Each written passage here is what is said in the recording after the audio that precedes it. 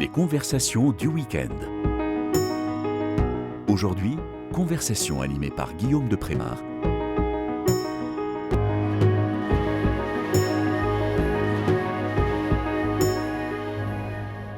Chers auditeurs de KTO Radio, bonjour. Je suis heureux de vous retrouver pour notre émission Question Éco, consacrée aux grands enjeux économiques et sociaux. Et c'est un plaisir, je dois vous le dire, d'inaugurer aujourd'hui une deuxième saison de Question Éco. Nous fêtons nos 1 an. Alors bon anniversaire à nous-mêmes. Cette émission est diffusée chaque mois dans le cadre des conversations du week-end. Aujourd'hui, il va y avoir du sport dans ce studio parce que nous allons nous préoccuper du sujet de l'économie du sport en France et tenter notamment de répondre à la question économie et sport. Est-ce un mariage d'amour ou de raison ? Un couple béni ou un couple maudit, sport et argent, etc. Alors bien sûr, le sport est un phénomène de société majeur en France et dans le monde entier. Quelques chiffres. Selon l'Observatoire de l'économie du sport, l'industrie du sport représente en France 2% du PIB annuel, soit 38 milliards d'euros de chiffre d'affaires par an, 130 000 entreprises, 64 000 emplois directs, 450 000 emplois indirects. C'est un marché qui présente une croissance annuelle estimée entre 5 et 7%. 60% des Français, donc 60% j'imagine des auditeurs de KTO, ont une pratique régulière du sport et la dépense sportive des ménages est en augmentation constante. Il y a en France 15 millions de licenciés qui sont répartis dans 199 fédérations sportives. Bien sûr, le sport roi, le sport le plus populaire, c'est le football, 2 millions de licenciés. Mais il y a aussi le tennis avec 1 million et l'équitation, sport vraiment français s'il en est, 700 000 licenciés. Je dois préciser aussi que le sport intéresse beaucoup l'État et nous allons en parler puisque la dépense publique en matière de sport est de 15 milliards d'euros par an, à peu près moitié-moitié entre l'État et les collectivités. Alors, sport, société, économie, marketing et sport, sport et argent, nous allons parler de tout ça aujourd'hui. Et je reçois dans le studio de KTO Radio 2 invités, Isabelle de Chatelus et Arnaud Boutéon. Bonjour Isabelle de Chatelus. Bonjour Guillaume. Bonjour Arnaud Boutéon. Bonjour Guillaume. Alors si vous permettez, je vais commencer par présenter Isabelle de Chatelus. Vous êtes directrice des Holy Games. Vous nous en direz un petit peu plus dans un instant sur les Holy Games. Vous nous direz ce que c'est. Vous êtes engagé aussi dans la Ligue des Étoiles. Alors je ne connais pas, peut-être que vous nous direz un mot sur le sujet. Je précise que vous avez une formation HEC, vous êtes spécialisé en marketing, vous avez fait un mémoire sur le sport business, donc on est au cœur de notre sujet. Vous avez été 5 ans au Royaume-Uni chez Danone dans une fonction, là encore, marketing. Et vous n'avez pas fait que du marketing dans votre vie, puisque vous avez des engagements dans le monde catholique. Vous êtes occupé du mécénat au Collège des Bernardins et la pastorale de la famille dans le diocèse de Versailles. Tout à fait. Arnaud Boutéon, vous avez une formation école de commerce également, comme Isabelle de Chatelus, que vous avez complétée par une formation à la chaire européenne de marketing sportif de l'ESSEC. C'était en 2010. Entre-temps, vous êtes passé par l'audit, notamment pendant de nombreuses années. Pendant 10 ans, vous avez été dans les courses hippiques, c'est bien ça. Vous êtes aujourd'hui chroniqueur régulier sur RCF, toujours chez nos camarades de RCF, Radio Chrétienne. Et vous êtes auteur du livre « Comme un athlète de Dieu », c'était chez Salvator en 2017. Et vous êtes engagé auprès de la confrérie catholique Les Chevaliers de Colomb. Alors, Arnaud Boutéon, quelques mots sur votre livre, vos conférences et votre passion pour le sport. Alors d'abord, ça rejoint mon histoire personnelle et je pense que ça rejoint mon cœur d'enfant de façon très étrange. J'ai toujours été passionné par le sport, devant ma télévision et également sur les prés, sur les cours de tennis, en courant, en jouant au foot, etc. Et donc j'ai voulu toujours creuser ce qui réjouissait mon cœur et travailler une recherche de congruence, essayer de mieux comprendre ce qui naturellement me réjouissait. Donc c'est une joie de comprendre ça. J'étais aussi intéressé par le phénomène religieux, donc j'ai voulu travailler dans le cadre de la chaire européenne de marketing sportif sur le lien entre le sport et la foi. Je me souviens de très bons échanges avec Oscar Pistorius, que peut-être les auditeurs connaissent, qui était un grand champion sud-africain, c'est exactement, ça, qui était champion handicapé en e-sport, qui avait poussé l'Hubris jusqu'à participer aux compétitions pour les valides. Et Oscar Pistorius, qui avait été amputé du péroné, qui n'avait été né sans péroné, qui n'aurait pas dû naître, et malheureusement a tué sa compagne dans le cadre d'un drame conjugal, et il est en prison. Et donc je l'évoque un peu dans mon livre comme une sorte de fable autour de l'hubris sportive et émotionnelle. Donc voilà, ma compréhension du sport, c'est d'abord une passion, vraiment la fidélité à une passion d'enfance, et puis une compréhension des enjeux anthropologiques, sociétaux, religieux autour de la réalité sportive qui se déploie à vitesse grand V depuis 30 ans. Alors, Isabelle de Châtelus, dites-nous quelques mots sur les Holy Games quand même. Vous êtes passée de HEC aux Holy Games. Oui, et entre les deux, pour faire écho à ce que disait Arnaud, moi ce qui m'a toujours nourri, je dis souvent que j'ai 2 poumons, la foi et le sport. Donc c'est vraiment mes deux sources de joie, bien sûr pas de la même manière, mais j'ai toujours eu à cœur de relier ces deux passions, en tout cas ce qui me fait vivre. Et avant d'arriver justement sur Holy Games, il y a eu un moment fort dans ma vie, c'est quand j'ai terminé mes études. J'ai dégoté un stage au PSG. Je pense qu'ils étaient très surpris qu'une fille, parce qu'à cette époque-là, il y avait très peu de filles dans les stades. J'étais abonnée au PSG. Donc le Paris Saint-Germain, football club. Exactement, je postule pour un stage et je pense que surprise qu'une fille de 20 ans s'intéresse à ça. Donc je fais un stage au PSG et là, ça vient se fracasser. Contre ce que je pensais du sport, ma passion du foot. Je vois de l'intérieur toutes les limites du foot business. Et là, ça m'interroge beaucoup et je me dis jamais j'irai travailler dans le monde du sport. Parce qu'en fait, ça vient complètement heurter ma foi, ça vient heurter mes valeurs. Et donc, je quitte, vraiment, je termine ce stage et je vais voir ailleurs. Je vais dans l'agroalimentaire. Chez Danone. Chez Danone, exactement. On peut les citer, votre employeur, c'est pas de la pub. Et puis, après ces quelques années, vie familiale, je m'occupe de mes enfants. Et puis, je commence à m'interroger sur ma vie professionnelle et je m'engage dans l'église. Je commence à travailler dans l'église jusqu'à ce que les Jeux Olympiques arrivent enfin en France. Vous voyez, j'habitais à Londres et j'ai été désespérée que la France n'obtienne jamais l'organisation des Jeux de mon vivant. On avait été battu par Londres pour 2022, c'est bien ça. Et j'habitais à Londres, donc je l'avais perçu comme une grosse claque infligée par les Anglais. Aïe, aïe, aïe. Donc je vois qu'on arrive enfin à obtenir ces Jeux parce que j'avais peur de jamais connaître les Jeux à domicile. Et je me dis, il faudra que je travaille pour les Jeux Olympiques. Parce que pour moi, les Jeux, c'est l'expérience suprême du sport, dans toute la beauté en tout cas qu'elle peut incarner. Et à l'époque, je travaillais donc pour le diocèse de Versailles et le diocèse de Paris lance une annonce pour recruter quelqu'un qui est une connaissance du monde de l'Église et une connaissance du monde du sport. Donc, c'était pour vous. Donc voilà, une amie qui me fait suivre la proposition et me dit il faut y aller. Il s'avère que Arnaud faisait partie des initiateurs de ce projet, donc je le remercie. Et très vite, on s'est interrogé sur la manière dont l'Église allait habiter les Jeux Olympiques. Comment justement relier l'Église et les Jeux Olympiques. Et on a créé cette association, cette marque Holy Games. La sainteté par le sport, parce qu'on est convaincu qu'il y a un chemin de sainteté par le sport. Donc Holy Games, c'est vraiment incarné pendant les Jeux Olympiques comme la présence de l'Église. Comment est-ce qu'on va planter la croix dans ce monde du sport ? C'est pas incongru, on pourra en reparler. Il y a des vrais liens entre le sport et l'Église. Et beaucoup de sportifs sont croyants, en fait. Exactement. Ouais, la religion est très présente chez les sportifs. Et on s'est très vite rendu compte que même c'était une obligation pour le COJO, pour Paris 2024, de se poser cette question de la place de l'Église dans les JO, puisqu'il y a cette obligation pour le pays hôte d'avoir une aumônerie pour les sportifs. Et donc très vite, on a pris notre place au sein des Jeux Olympiques grâce à l'aumônerie du village olympique, mais on s'est dit il faut déployer la présence de l'Église autrement que dans ce village qui est vraiment réservé aux 12 000 athlètes, en proposant une activité qui soit à la fois missionnaire, c'est-à-dire accueillir sur nos parvis tous les spectateurs qui viennent sur Paris. Une proposition solidaire, se dire, OK, les JO, tout le monde nous dit que ça va coûter cher et ça va profiter qu'aux plus riches. Donc on a acheté plus de 2000 billets pour des personnes de la rue, pour des personnes en situation de handicap. Et puis toute une partie aussi spirituelle, avec des animations comme la messe d'ouverture des Jeux Olympiques, une messe de clôture, un temps interreligieux, voilà, beaucoup de propositions. Et puis, Holy Games ne s'est pas terminé avec les Jeux, parce qu'en fait, grâce aux Jeux, on s'est rendu compte qu'il y avait une soif extraordinaire du monde du sport, une vraie attente, un besoin spirituel. On a créé pas mal de liens avec des sportifs, avec les institutions, que ce soit le CIO, mais aussi les institutions sportives en France.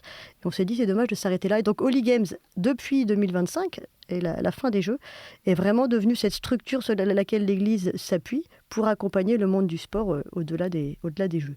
Très bien.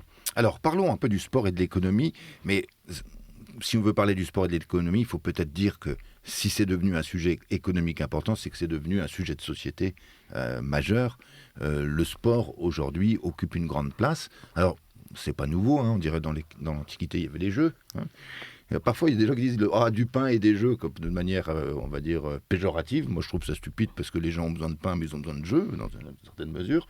Donc, comment le sport est devenu ce phénomène de société dans notre époque moderne et depuis quand ? Alors moi, il me semble que la bascule a été opérée lors des Jeux Olympiques de Los Angeles dans les années 80. C'était en 84. 84, oui. Et d'ailleurs, c'est assez amusant parce que ensuite, le pape Jean-Paul II, qui suivait très bien la réalité sportive, a créé les JMJ.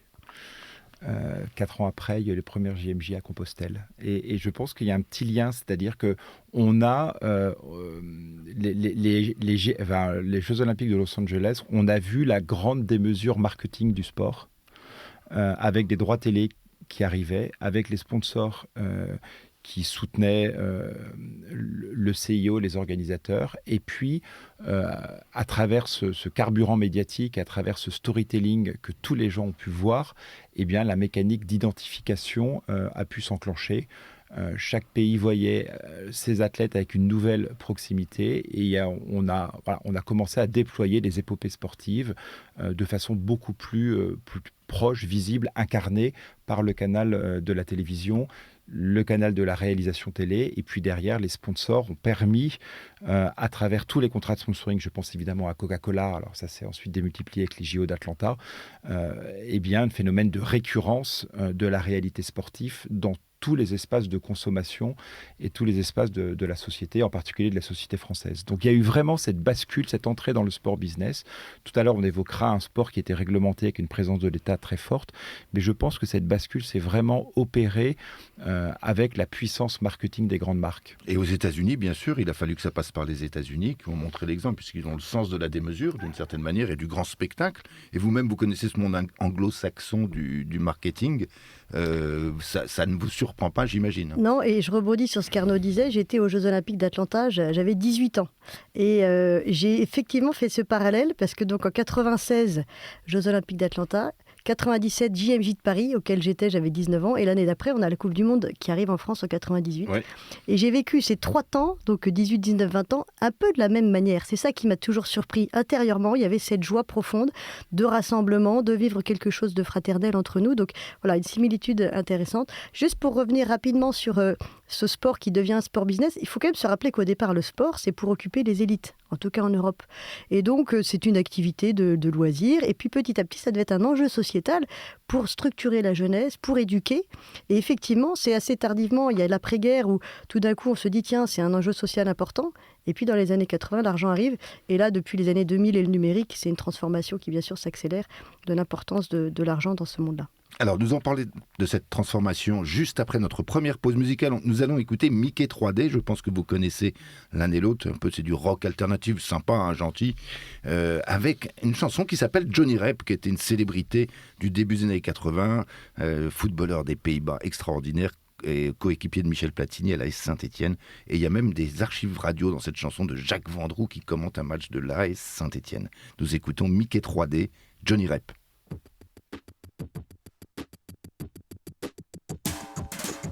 Ce soir c'est le tout premier match de la saison. Et Johnny Rep a les cheveux blonds. 45 000 personnes se tassent dans le chaudron. Et Johnny Rep enlève son pantalon. Un ange qui passe dans les vestiaires. Johnny Rep enfile son maillot vert. Ce soir la lune escorte les champions. Et Johnny Rep affûte ses crampons.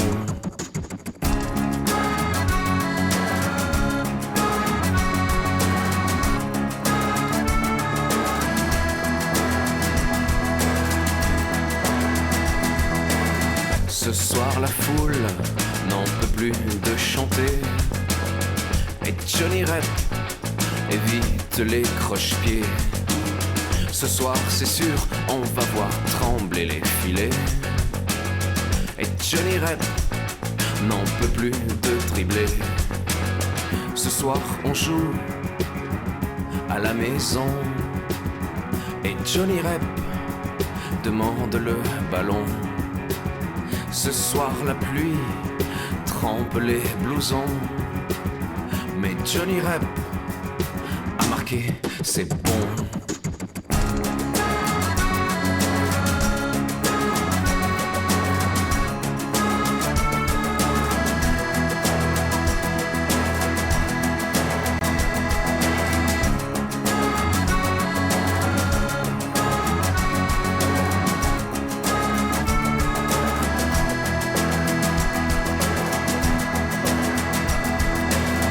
Domination de Saint-Étienne. Saint-Étienne qui mène déjà 2-0, 2 buts de Johnny Rep. Johnny Rep réussit d'ailleurs l'un de ses premiers doublés. Johnny Rep qui récupère le ballon en position d'arrière droit. Un Johnny Rep extrêmement défensif. Il laisse le ballon en retrait à Christian Lopez. Christian Lopez qui remet en retrait à Jean Castaneda. Castaneda qui relance immédiatement pour Gérard Janvion. Janvion qui change complètement de côté, qui donne à Gérard Farison. Gérard Farison à destination de Jacques Santini. Santini à Michel Platini. Michel Platini en profondeur pour Johnny Rep. Johnny Rep seul devant le gardien au point de pénalty. Et Johnny Rep qui marque le 3e but de l'équipe de Saint-Étienne. Il reste 8 minutes à jouer. L'équipe de Saint-Étienne est évidemment qualifiée pour le prochain tour de la Coupe de l'UEFA. Des Stéphanois qui mènent 3-0. 3 buts de Johnny Rep.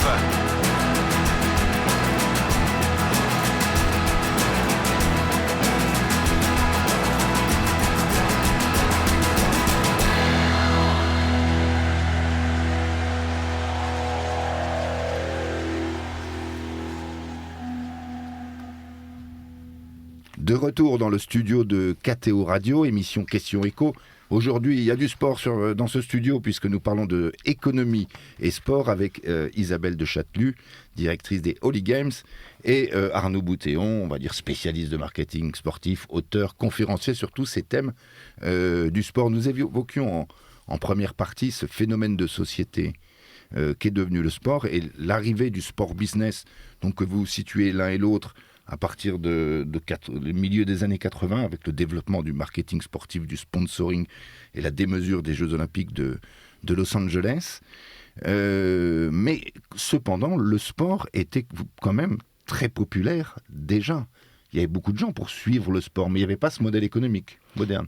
Non, et d'ailleurs, c'est l'Olympique de Marseille qui a été la première équipe à avoir un sponsor maillot dans les années 60. Et c'est vrai que là, on entendait Jacques Vendroux là, dans la musique. Les nostalgiques du foot, il incarne un petit peu, je trouve, cette nostalgie-là, parle souvent du foot des années 50, 60 comme le foot idéal, dans tous les sens du terme, avec du beau jeu, avec des beaux joueurs, avec peu d'argent. La réalité, c'est qu'en fait, ça ne pouvait pas durer longtemps. C'est-à-dire qu'à partir du moment où il y a un domaine comme ça qui commence à attirer beaucoup de monde, c'est inhérent à notre société, l'argent vient là-dedans. Et donc toute la question qu'on se pose aujourd'hui, c'est jusqu'où ça peut aller, quels sont les effets néfastes de cette arrivée massive d'argent. Moi, je vois dans le football, c'est intéressant de voir que on a donc des premiers sponsors maillots, puis ensuite on commence à avoir le championnat qui prend un nom commercial, la Ligue 1 Orange au début des années 2000. Oui.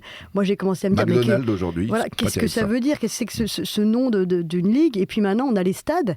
Le stade c'est le lieu. C'est le Groupama Stadium. Voilà, alors que c'est le lieu où on se retrouve, c'est notre maison. Quand on est un supporter, on va dans une maison, on s'approprie le lieu et tout d'un coup on nous donne un nom qui est une marque. Alors est-ce que c'est bien, est-ce que c'est pas bien?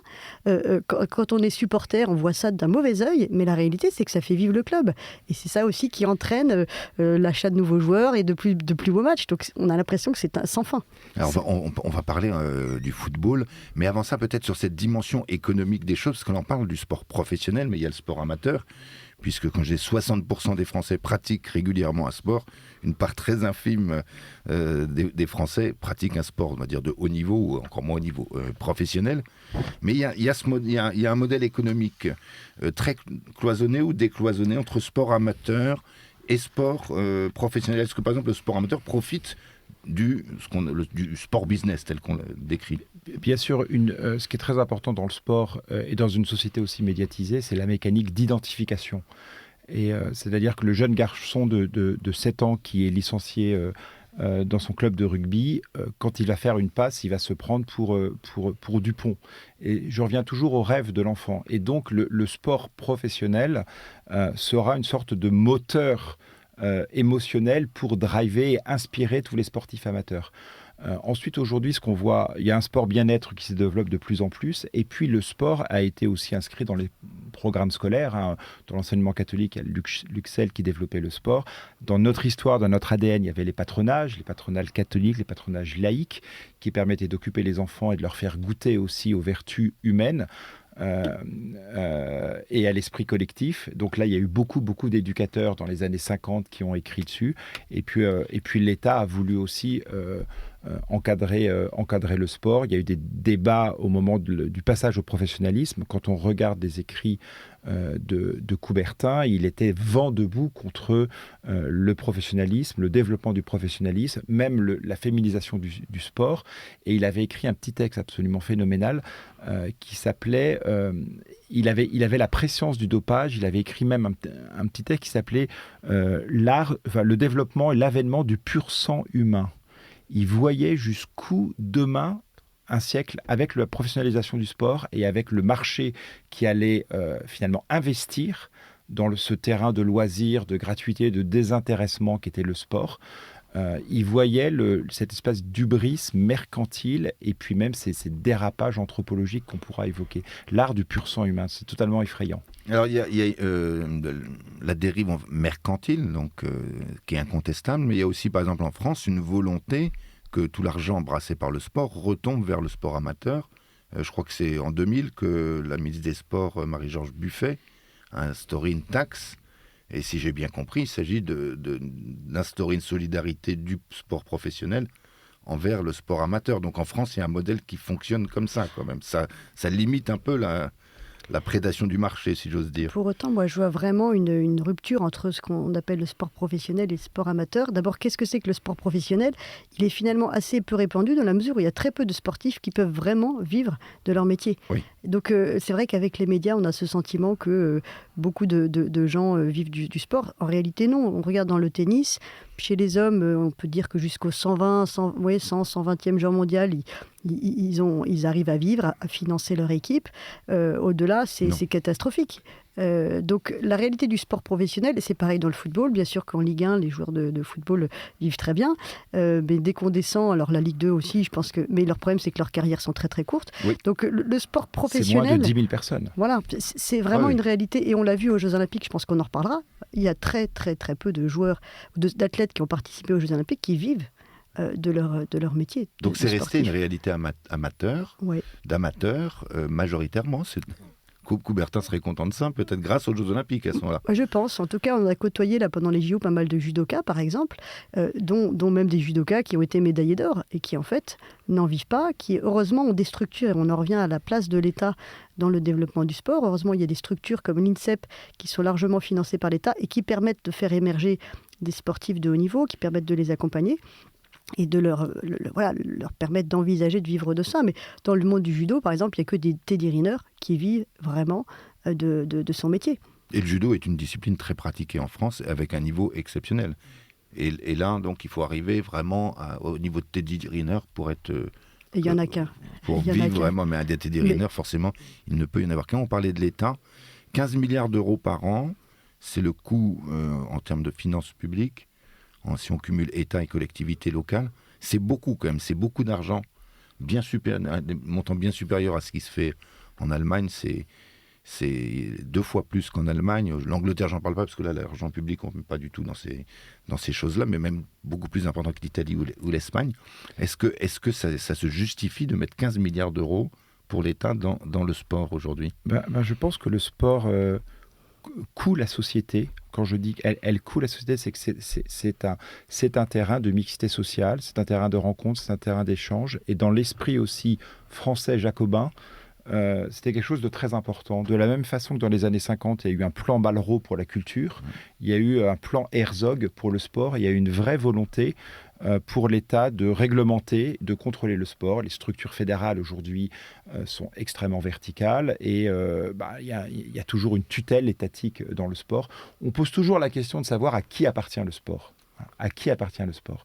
Est-ce qu'il appartient aux sportifs eux-mêmes ? Est-ce qu'il appartient à ceux qui investissent, qui le financent ? Est-ce qu'il appartient à ceux qui payent pour son déploiement, aux chaînes de télé, à la pub ? Ou est-ce qu'il appartient à l'État ?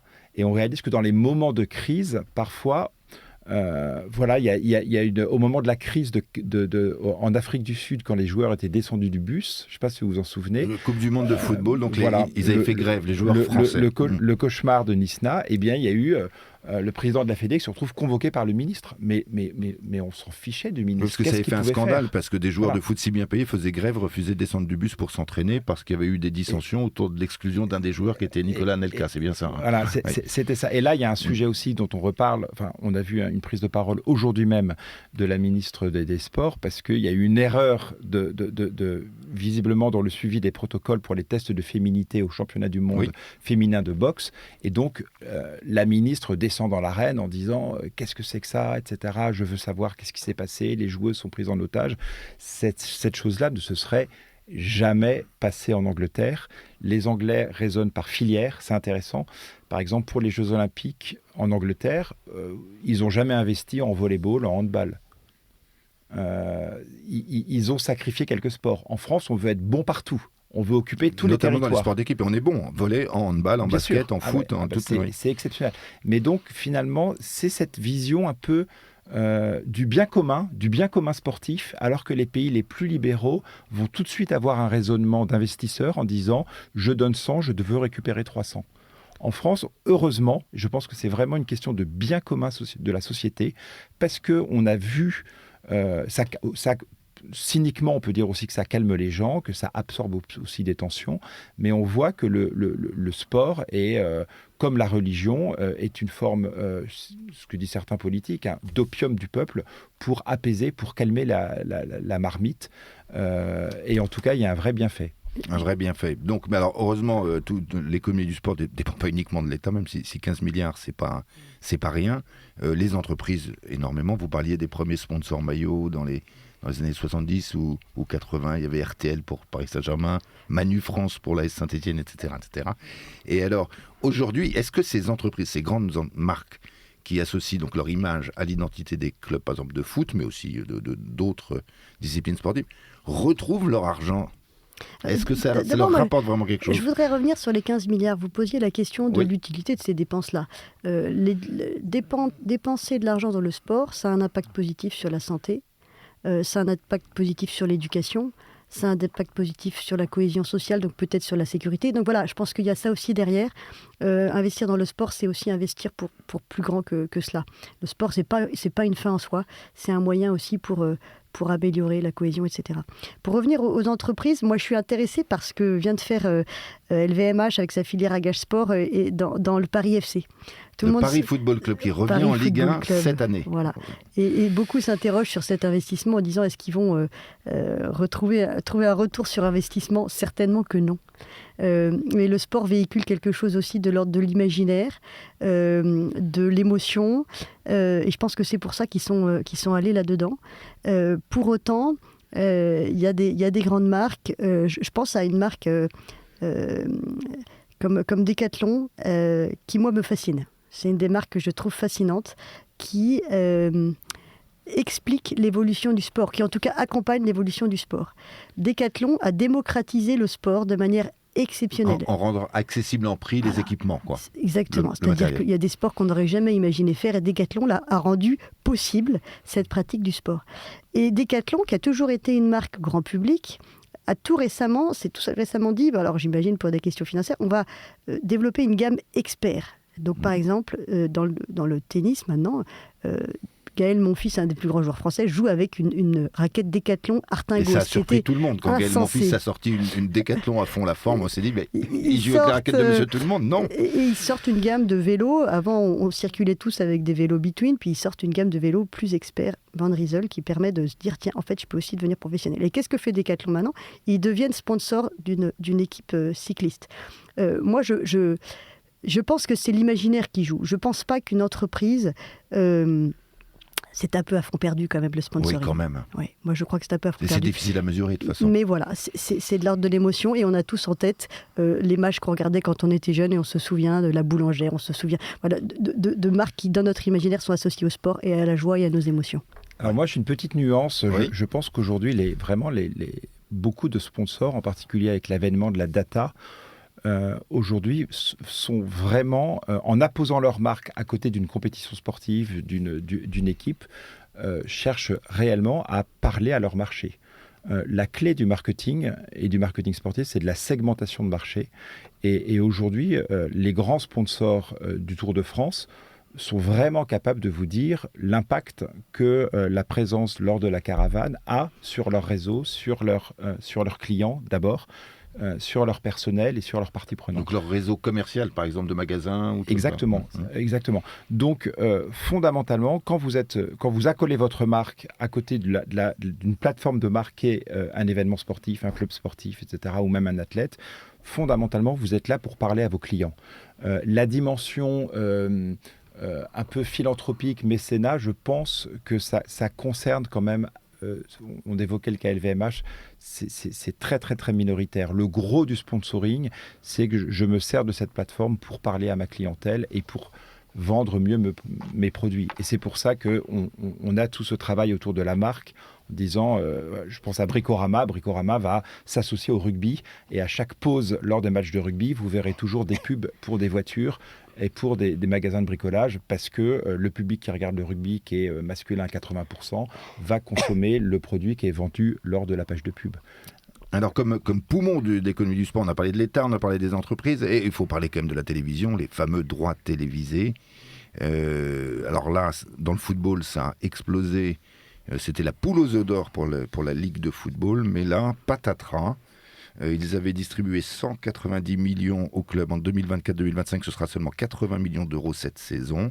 Que se passe-t-il ? Eh bien, ils ont eu les yeux plus gros que le ventre, il me semble. Oui, puis on a des clubs qui se retrouvent en grand danger financier dans le championnat de France de Ligue 1, avec Montpellier, Le Havre, Angers, qui se retrouvent vraiment dans des situations complexes, parce que la grande partie de leurs recettes reposait sur ces droits de retransmission. Et donc, une grande partie de leurs recettes disparaissent d'un coup. Donc, on a même Lyon là, qui a failli être relégué, on a Bordeaux qui a fait faillite. Donc, il y a quand même une situation très complexe.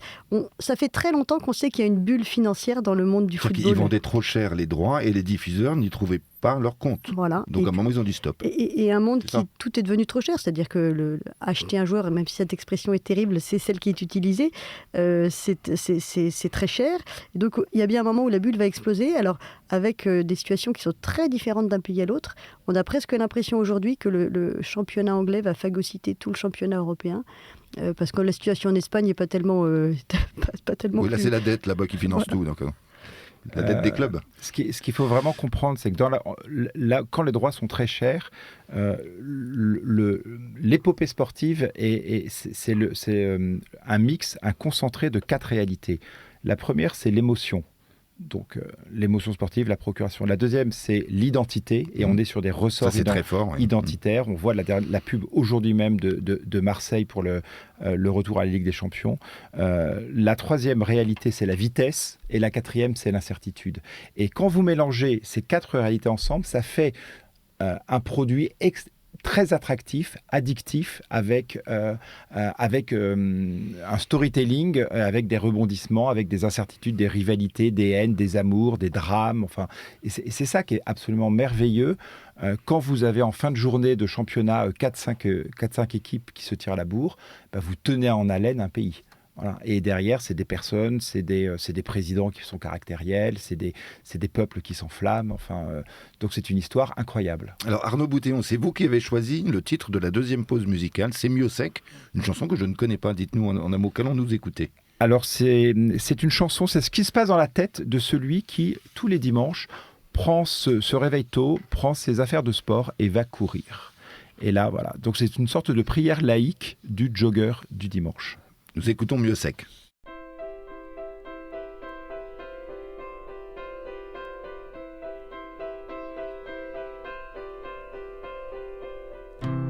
À quoi pensent les joggeurs du dimanche, quand ta petite foulée, ils avancent à la semaine passée ou celle qui se présente à la prochaine montée quand ils dévalent la pente.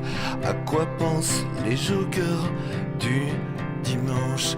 Calculent-ils les minutes et les secondes qui les approchent de la fin du monde? Est-ce pour quitter le foyer ou la joie d'y retourner? Tous les dimanches, après quoi courons-nous? C'est la question qui me démange. Tous les dimanches, je pense à toi et je pense à eux et je pense à nous et j'ai le cœur qui flanche. Après quoi courons-nous tous les dimanches? C'est la question qui me démange. Tous les dimanches.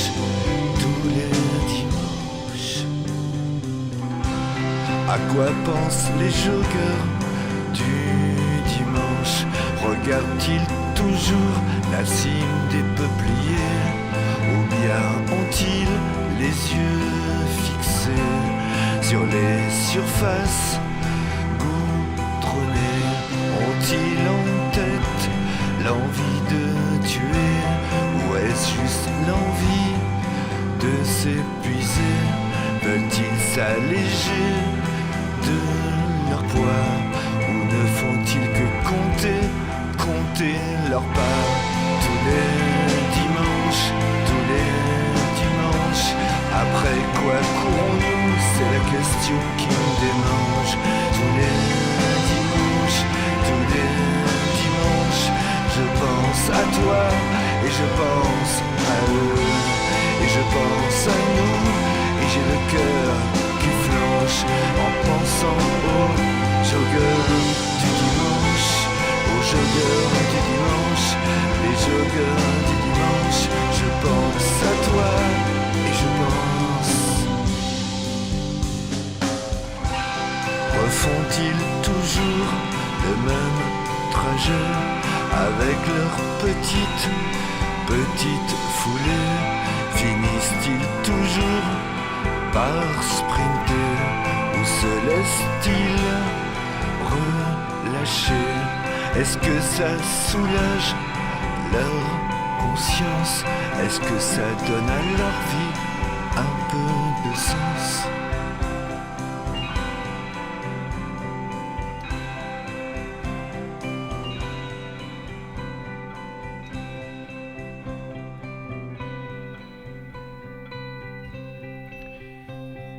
Merci Arnaud Boutéon de nous avoir fait découvrir ce titre de musique que je ne connaissais pas. Donc nous sommes avec Arnaud Boutéon et Isabelle de Chatelus dans le studio de KTO Radio. Question Éco, c'est le nom de notre émission. Le sport et l'argent, le sport et l'économie, c'est le thème de notre émission. Et dans cette troisième partie, nous allons parler un peu des choses qui fâchent. Sport et argent, couple béni ou couple maudit, dérive, corruption, etc. Il y a beaucoup de problèmes. On a déjà évoqué une dénaturation par le sport business d'un certain nombre de réalités. Mais avant quand même de parler de choses un peu négatives, des belles histoires racontées, on y tenait. Une belle histoire, par exemple, de marketing sportif réussi, parce que c'était une opération marketing. Max Guazzini, patron du Stade Français, donc club de rugby majeur parisien, a réussi une chose incroyable, c'est dans le cadre du championnat de France top 14, remplir le Stade de France 3 ou 4 fois par an, c'est-à-dire 80 000 personnes, ce qui est une audience exceptionnelle pour le rugby en championnat, qui est une audience normale pour le tournoi destination, mais pas pour le championnat. Et comment a-t-il fait pour attirer autant de gens au stade, ce Max Guazzini?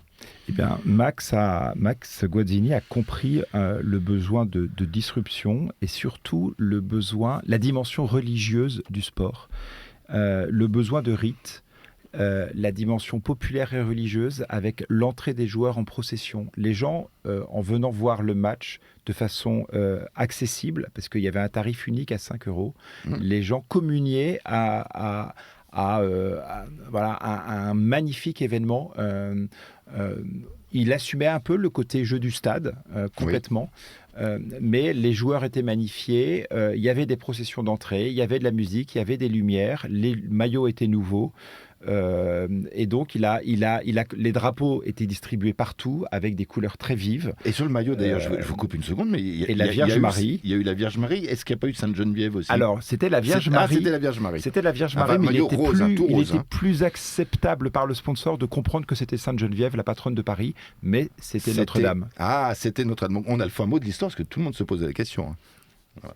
Et donc Magozzini a révolutionné le rugby. Oui. Et c'est un génie marketing. Voilà. Ouais. Et puis il a compris aussi, moi je pense que son génie, c'est un génie d'abord humain, parce qu'il savait parler aux joueurs et aux entraîneurs. Il comprenait les ressorts profonds des joueurs. Et c'est ça qui lui a permis de construire la magnifique épopée du Stade français. Et c'est un homme de foi aussi, de foi catholique. Alors Isabelle de Châteloup, vous aussi vous voulez nous parler d'une belle histoire, c'est Aurélie Aubert, c'est bien ça? Oui, effectivement. Et une discipline qu'on appelle la boccia, je ne sais même pas ce que c'est. Je ne sais pas si les auditeurs de KTO se rappellent, c'était, je crois, il y a tout juste un an, peut-être même au jour près. C'était les Jeux paralympiques en France. On découvrait tous un certain nombre de sports, dont un qui s'appelle la boccia, qui est un sport que très peu connaissent, puisqu'il est surtout pratiqué dans des centres de rééducation. Et il y avait une jeune femme, Aurélie Aubert, qui pratique ce sport-là, qui a quasiment aucun moyen, qui a une éducatrice qui l'accompagne et qui, depuis l'âge de 12 ans, donc apprend la boccia. Et pour la récompenser, son éducatrice, Claudine, lui donnait régulièrement des Kinder, la motivait pour le prochain entraînement en lui disant « Allez, après l'entraînement, on mangera un Kinder ». Cette fameuse Aurélie Aubert, pour ceux qui ne s'en souviennent pas vraiment, allez regarder ces images extraordinaires. Elle remporte une médaille d'or aux Jeux paralympiques l'année dernière de manière complètement inattendue. Elle fond en larmes, beaucoup d'émotions. Elle est même choisie pour être porte-drapeau de l'équipe de France à la fin des Jeux paralympiques. Extraordinaire. Et lors d'un interview où on lui demande alors cette médaille inattendue, racontez-nous, et elle dit écoutez, j'espère que Kinder va devenir sponsor de ce sport totalement méconnu, parce que c'est grâce à eux que je suis là, c'est eux qui m'ont motivé sans le savoir. À tous mes entraînements, j'avais droit à la fin à ma plaquette de Kinder. Et Ferrero a vu cette interview. Ferrero est donc devenu, via Kinder, le sponsor d'Aurélie Aubert dans un sport mais où il n'y a pas un sou. Un sport totalement inconnu. Et Aurélie Aubert, elle raconte, pour moi c'est une histoire extraordinaire d'émotion, d'inclusion, de ce sport qui devient un moyen extraordinaire d'éducation, de renforcement de la cohésion sociale. Et elle est allée chercher, j'ai envie de dire grâce à ce témoignage-là, un sponsor. Et aujourd'hui, donc Ferrero l'accompagne sur tous ces championnats de boccia. Alors, sport et argent, couple béni ou couple maudit, après la belle histoire effectivement de cette grande championne qui est Aurélie Aubert, c'est ça? C'est bien son nom? Tout à fait. Et puis celle bien sûr de l'épopée du Stade français, cette épopée marketing mais populaire. Tiens, puisqu'on est sur le rugby, Arnaud Boutéon, vous connaissez bien cette discipline. Par exemple, ça peut être une manière de comprendre les choses. Le rugby est devenu un sport très médiatique, beaucoup plus qu'auparavant. Un sport qui était assez régional, qui est devenu national et en France. Et puis c'est un sport mondial, mais pas totalement universel. Il y a une minorité de pays qui pratiquent le rugby à haut niveau. En France, on a professionnalisé le rugby. Le football était professionnel bien avant. Et le rugby, c'était des amateurs. Ils allaient faire leur travail, mais ils allaient le soir à l'entraînement et les matchs le week-end. Et ça fait quoi, une trentaine d'années que le rugby s'est professionnalisé, peut-être? Quel bilan on tire? Ça l'a perverti ou ça, au contraire, ça lui a donné un nouvel élan? Ça lui a clairement donné un nouvel élan, mais avec de la casse humaine, psychologique, parce que le rythme de vie des joueurs, évidemment, n'est pas le même. Et aujourd'hui, tiré par le marché, tiré par la cadence, tiré par les revenus marketing professionnels, le besoin de spectacle et le besoin de nourrir l'hydre médiatique multicanal, eh bien aujourd'hui, on tire sur les organismes. La pression autour des matchs est beaucoup plus forte parce que les prize money, la rémunération est plus forte aussi. Donc on voit dans le rugby des débats sur l'épuisement des corps, sur l'épuisement des âmes, des burn-out, la violence des chocs. Les dégâts neurologiques notamment. Absolument. On l'a vu avec Sébastien Chabal qui a témoigné récemment sur ce sujet. Et un peu comme dans la boxe aussi. Et aujourd'hui, se posent des questions dans beaucoup de sports sur jusqu'où augmenter cette cadence, parce qu'on a l'impression que la demande est très très forte. On est vraiment dans le marché, dans les règles du marché, avec une demande très forte de spectacles et d'exposition de joueurs. Et puis cette offre, qui est du temps de travail, eh bien, jusqu'à quand, combien de temps elle va se démultiplier, elle va souffrir, elle va s'exposer au marché. Oui. Voilà, c'est tout le sujet, et derrière, les gens sont prêts à payer très très cher pour que cette offre s'expose. Donc on est vraiment sur du temps de cerveau disponible, et c'est du temps de présence disponible de Messi, de Ronaldo et de tous ces joueurs-là. Voilà. Le marché a besoin de gladiateurs, en fait, d'une certaine manière. C'est des gladiateurs, tous ces gens-là. Oui, c'est des gladiateurs. Je voudrais quand même comparer le foot et le rugby en termes de budget, c'est intéressant. Le Oui. PSG aujourd'hui, c'est 800 millions d'euros de budget. Oui. Le Stade Toulousain, qui est voilà, le plus grand club de rugby, c'est 50 millions. Oui. Donc c'est quand même pas négligeable, 50 millions, ça le positionne. Si on le mettait sur le classement de la Ligue 1, il serait dans le 12, dernier 13e, tiers. c'est pas Oui. si mal. Mais ce que ça dit derrière, c'est effectivement jusqu'où on va aller. Vous voyez, quand j'étais dans les fin des années 90, j'avais 16 ans, j'allais au Parc des Princes, je payais 16 francs pour entrer au Parc des Princes. Aujourd'hui, pour assister à la Ligue des Champions, il faut à minima mettre 300 ou 400 euros. Vous voyez où on est allé, et ça veut dire qu'aujourd'hui, on est devenu, on a une société dans laquelle le sport est tellement élitiste qu'il devient presque inaccessible. Ça coûte beaucoup plus cher d'aller au Parc des Princes que d'aller à l'Opéra. Est-ce normal ? Vous avez une réalité qui fait que le sport qui est censé inclure, rassembler, finit par exclure, parce qu'en fait, pour atteindre ce sport de très haut niveau, on finit par mettre les gens de côté, parce qu'on ne peut plus aller dans des stades, parce que c'est trop cher. D'ailleurs, l'ambiance baisse au Parc des Princes parce qu'il y a moins de supporters populaires. Les années Messi étaient catastrophiques, c'est-à-dire que dans le stade, on venait comme au théâtre, avec une place numérotée, on n'avait pas le droit de se lever. Moi, j'ai quand même été reprise à plusieurs reprises, parce qu'on n'avait pas le droit de se lever dans le stade pour manifester sa joie sur un but, parce qu'on allait déranger les autres spectateurs. Alors dans certaines tribunes, du moins. Exact. Parce que dans les virages, ça se levait. Il reste un virage au Parc des Princes, qui est le Oui. virage Auteuil, mais à Boulogne, qui était une tribune traditionnelle Oui, plutôt et très populaire. animée, était devenue complètement aseptisée. Donc ça, c'est un des effets aussi du sport business, c'est-à-dire qu'en fait, qu'est-ce que je viens vivre comme émotion si en fait je suis assis sur mon siège et que j'ai plus le droit de parler, plus le droit de bouger? Pour moi, ça n'a plus de sens, parce que le sport, c'est un lieu d'expression. Il y a un paradoxe, je pense, avec le football, c'est qu'on parle de sport business, on parle de sommes astronomiques, mais finalement, vous disiez 800 millions d'euros de budget pour le PSG. Je crois qu'il y a 750 salariés au PSG. Ça fait une grosse PME, une entreprise de taille intermédiaire, une ETI, comme on dit aujourd'hui. Et finalement, l'argent, il va principalement d'ailleurs dans la poche des joueurs. Il y a une énorme masse salariale. Finalement, est-ce que c'est pas justifié que les joueurs, les premiers, bénéficient d'argent? Et est-ce qu'on surévalue pas un petit peu trop les volumes financiers du football? Puisque, je répète, 800 millions d'euros de chiffre d'affaires, ça fait une grosse PME. Alors après, ce qui est intéressant aussi, c'est au-delà de la dimension financière, c'est de voir l'impact sur la société.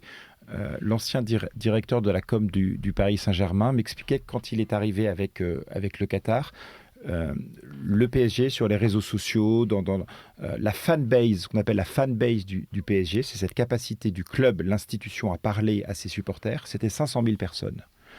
80% étaient en France.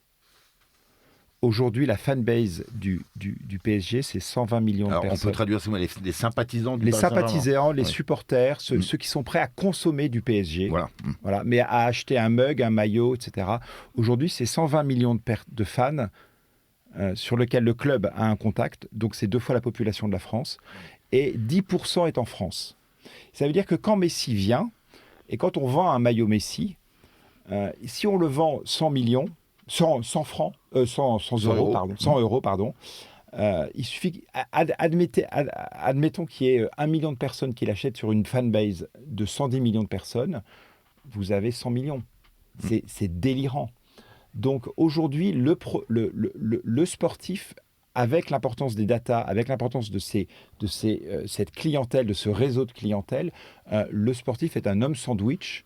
Et on se retrouve un peu à jouer, vous évoquez les gladiateurs, mais c'est aussi un acteur. Quand on se souvient de Beckham, Beckham a fait moins de 10 matchs avec le PSG. Et ça a rentabilisé totalement. Donc on est aussi dans des situations avec d'un côté une dimension show et une dimension sportive de compétition à outrance. Mais il y a cette dimension show pour élargir cette fanbase et cet impact sur la société. Aujourd'hui, le PSG, même l'OM, c'est une religion. Localement, c'est une religieuse. Ce sont des institutions religieuses. Oui, il y a une religion marseillaise qui inclut l'OM et Notre-Dame de la Garde, la Bonne Voilà, Mère. comme on dit. avec Oui. des cathédrales Oui. que sont leurs stades, avec des fidèles, avec plusieurs cercles de fidèles, avec les ultras qui sont un peu les intégristes des clubs. Et puis quand on Oui, ça. élargit le cercle, on Les a zélotes. comme ça, voilà, ce sont les zélotes, ce sont ceux qui sont surengagés. Et puis à la fin, on a les bourgeois, ceux qui chantent un peu à la messe, ceux qui suivent comme ça le sport avec moins d'intérêt. Alors, là où il y a de l'argent, il y a de la corruption. On va peut-être pas parler en détail des corruptions liées notamment à l'attribution des Jeux Olympiques au Qatar, tous les scandales du CIO, puis on pourrait multiplier les scandales l'histoire des scandales de corruption dans le football. Il doit y en avoir aussi dans le rugby, j'imagine. Mais quand même, l'argent pervertit de toute manière quelque chose dans le monde du sport et partout là où il est, d'une certaine manière. Donc ça, c'est pas très surprenant, d'une certaine manière, parce qu'il ne faut pas vivre avec Isabelle de Châteloup. Moi, ce qui me gêne dans ce sport business à outrance, ce sont les conséquences humaines. Si je prends 2 exemples, celui de Kylian Mbappé, dont on sait très bien qu'il a été remarquablement éduqué par ses parents, pardon.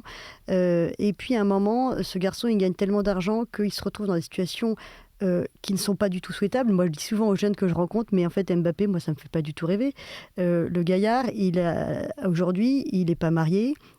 Si une femme vient le voir, c'est forcément pour son argent. Quelles sont les relations véritables que ce garçon peut construire pour sa vie personnelle? Donc, pour moi, c'est un désastre humain que ça crée, ce sport business. Le deuxième exemple, c'est dans le tennis. On sait qu'aujourd'hui, le tennis, qui est un sport individuel, rend fou. C'est-à-dire que les joueurs de tennis de haut niveau sont pour beaucoup en grave dépression. Je prends l'exemple d'une Caroline Garcia qui vient de partir à la retraite. Quel âge elle a? Je ne sais pas si elle a 30 Elle a une trentaine d'années, 30 ans, je crois. Elle part à la retraite parce qu'elle n'en peut plus, en fait, de ce Et ça fait sport 2 ans qu'elle ne fait plus aucun seul. Elle sombre. Voilà. Et Osaka, qui était une joueuse japonaise, a connu le même sort, c'est-à-dire qu'aujourd'hui, ce sport business, Mais elle revient. elle essaye de revenir. Elle est en demi-finale maintenant de et l'US c'est Open, tant ça y mieux. est. Oui. Mais je Depuis, vois en fait des conséquences humaines absolument dramatiques. Et c'est ça qui me chagrine, parce que qu'il y ait de l'argent et qu'un joueur coûte cher, j'ai envie de dire, c'est presque la loi du marché. Par contre, quand ça a des conséquences dramatiques sur l'humain, c'est là que ça pose un vrai problème. Alors, il y a un sujet intéressant, parce que Arnaud Boutéon, vous avez travaillé dans les courses. Donc, c'est des paris sur le sport. Oui. Et là, c'est les paris sportifs en ligne. C'est plus le PMU de nos grands-pères. C'est Winamax. Winamax dit le plus important, c'est de gagner. Là où Coubertin disant l'essentiel, c'est de participer.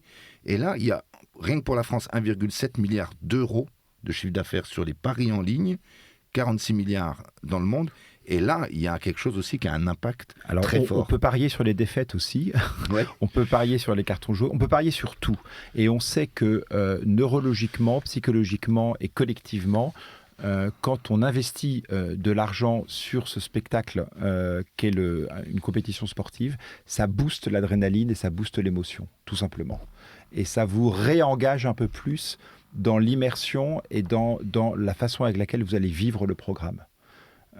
Donc on est vraiment dans l'expérientiel, dans tout ce que ça peut avoir de fascinant, parce que quand vous pariez, moi j'ai beaucoup parié dans les courses hippiques, Oui. c'est exceptionnel de joie, de jubilation, parce que vous avez eu l'œil. L'expérience du pari gagnant est remarquable. Aujourd'hui, quand je vois les jeunes parier, ils identifient plein de types de paris, et j'ai plus l'impression d'avoir des espèces de spéculateurs cyniques que des vrais parieurs passionnés. Je voudrais juste revenir sur ce qu'évoquait Isabelle de Châteloup tout à l'heure, sur les champions. Aujourd'hui, c'est intéressant, c'est qu'on fait des champions avec ce sport business.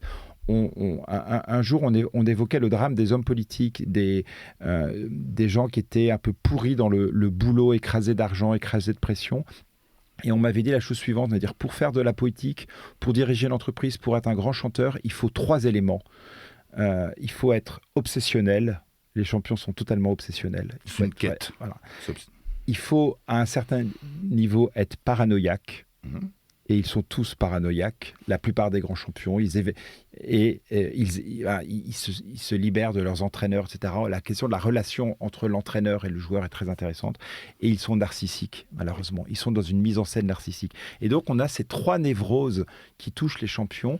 À côté de ça, je voudrais terminer sur une note positive, il y a des vertus humaines de rédemption, de courage, d'endurance, qui sont absolument merveilleuses. Le sport, c'est un miroir grossissant sur notre humanité. Donc vous verrez le pire de la corruption et du vice, et vous verrez les plus belles des vertus. C'est ça, c'est pour ça que ça nous rassemble aujourd'hui. C'est une belle manière de conclure, parce qu'on y est presque à la conclusion de l'émission. Isabelle de Châtelus, vous vouliez ajouter un mot sur ce que vient de dire Arnaud, ou un message que vous voulez faire passer à nos auditeurs? Oui, je m'interroge beaucoup sur l'éthique sportive, et je trouve que le Paris Saint-Germain nous interroge beaucoup sur ce qui vient de se passer. C'est-à-dire que ça fait quand même 15 ans que le PSG est décrié pour ses investissements, la place du Qatar, et effectivement, ça nous pose beaucoup de questions. Ce que vient de réaliser le PSG, c'est de gagner la Ligue des Champions, son Graal, avec enfin une équipe de joueurs qui s'entendent bien, où il n'y a pas de stars, qui jouent en équipe. Et pour moi, c'est ça la victoire du sport. Et on se dit, c'est très étonnant parce que finalement, le sport business peut réussir à gagner. Le sport business peut réussir à gagner tant qu'il garde sa valeur fondamentale, c'est que le sport, c'est une équipe. Ce sont des joueurs qui jouent les uns pour les autres et qu'il n'y a plus cette individualité qui cherche à ressortir avec tout ce que tu parles, tout ce que tu évoquais à l'instant. Donc, je trouve que le PSG nous invite à réfléchir justement sur est-ce que quand même le sport business ne peut pas avoir des vertus. C'est qu'honnêtement, cette année, voir le PSG jouer, c'était un régal, c'était de l'art, et c'était des émotions formidables. Et pourtant, il n'y avait plus Lionel Messi, l'un des plus grands footballeurs de l'histoire. Il n'y avait plus Neymar, il n'y avait plus Kylian Mbappé, le plus grand joueur français. Il n'y avait plus qu'une équipe, et non des individualités. Quelques joueurs très connus quand même, hein, mais pas de ce niveau-là en tout cas. Alors, quel sport pratiquez-vous, Isabelle? Tennis principalement. Tennis, vous êtes classé en plus? Oui, exactement. Et je peux vous demander quel classement? 15-3. Ah, 15-3, on ferait un match équilibré, je pense. Et Arnaud, quel sport? Aujourd'hui, je cours et je joue de façon amateur au foot. Ouais. Toujours le football. Vive le football, moi j'adore le foot. Moi tennis et foot.